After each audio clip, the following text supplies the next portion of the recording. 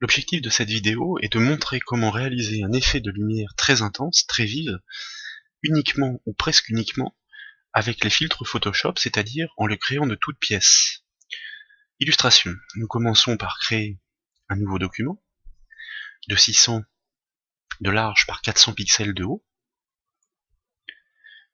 Nous allons réinitialiser les couleurs par défaut en enfonçant la touche D du clavier.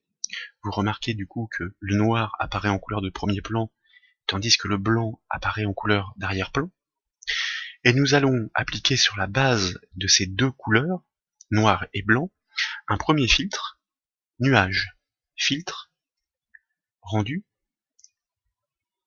nuage.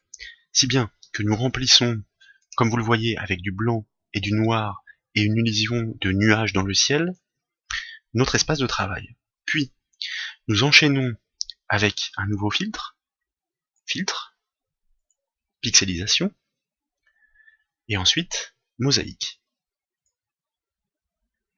Ici, le principe est de pouvoir pixeliser légèrement l'arrière-plan, notre rendu nuage. Nous allons attribuer la taille des carreaux, vous pouvez faire des essais, une taille de 14. Vous voyez que le rendu en arrière-plan donne l'illusion, comme dans ces vieux jeux, d'être très très pixelisé, avec des gros carreaux qui font l'image. Ensuite, nous enchaînons avec un nouveau filtre, cette fois-ci dans la catégorie flou, nous allons appliquer un filtre flou radial, sur lequel nous allons choisir une valeur de 60, avec un mode zoom et une qualité supérieure, pour obtenir le résultat suivant, c'est-à-dire toujours notre base de filtre nuage pixelisé, mais avec un aspect flou, donc des contours pixelisés qui sont légèrement lissés.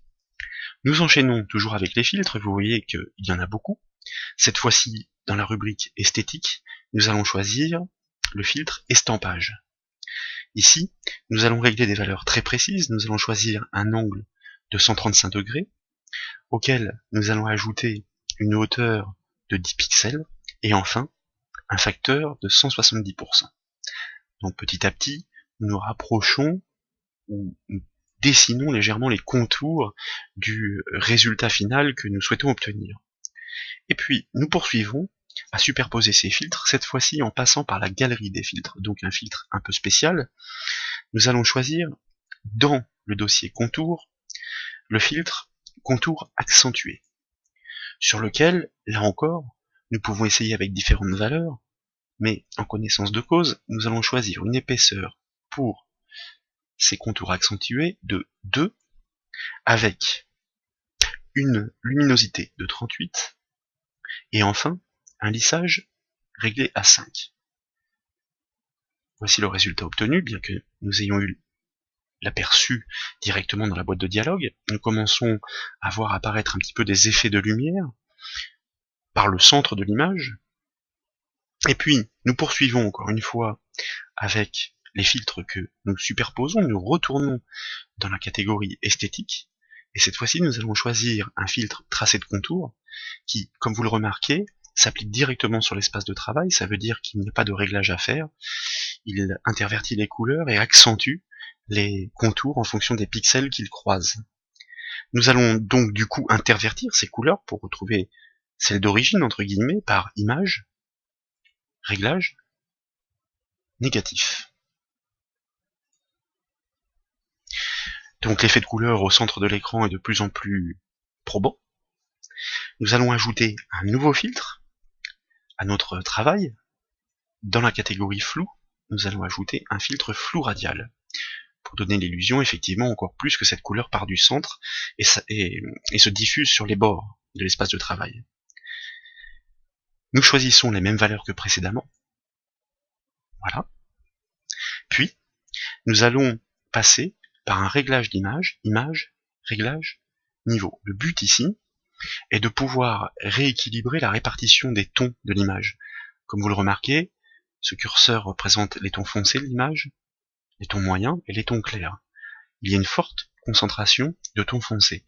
Pour pouvoir rééquilibrer les tons de l'image, le principe est de rapatrier ces curseurs vers les premiers pics de la répartition des tons directement sur la boîte de dialogue, sur les courbes de la boîte de dialogue.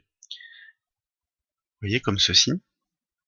Et vous pouvez constater en temps réel les résultats se produire sur l'espace de travail. Donc on a vraiment cet effet d'intense lumière qui est en train d'apparaître sur notre image. Donc nous validons ces réglages de niveau, et puis nous allons redonner ou renforcer cet effet de flou que nous avons produit précédemment en reproduisant le flou radial, c'est-à-dire le dernier filtre que nous avons réalisé par CTRL F, car comme vous le savez, dans le menu filtre, nous avons la possibilité d'appliquer directement le dernier filtre avec les mêmes valeurs, soit par le raccourci clavier, soit en cliquant directement dessus.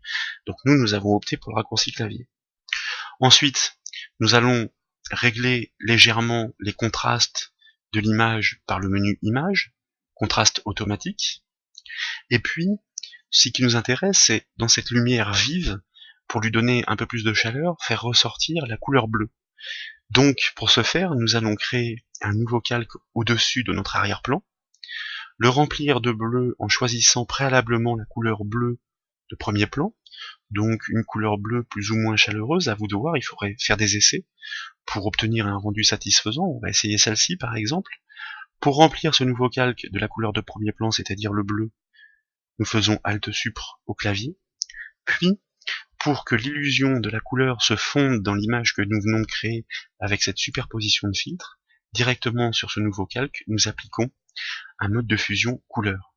Et vous voyez que nous obtenons un résultat qui est intéressant, puisque nous avons cette illusion de couleur intense qui vient du centre et puis qui explose sur les bords.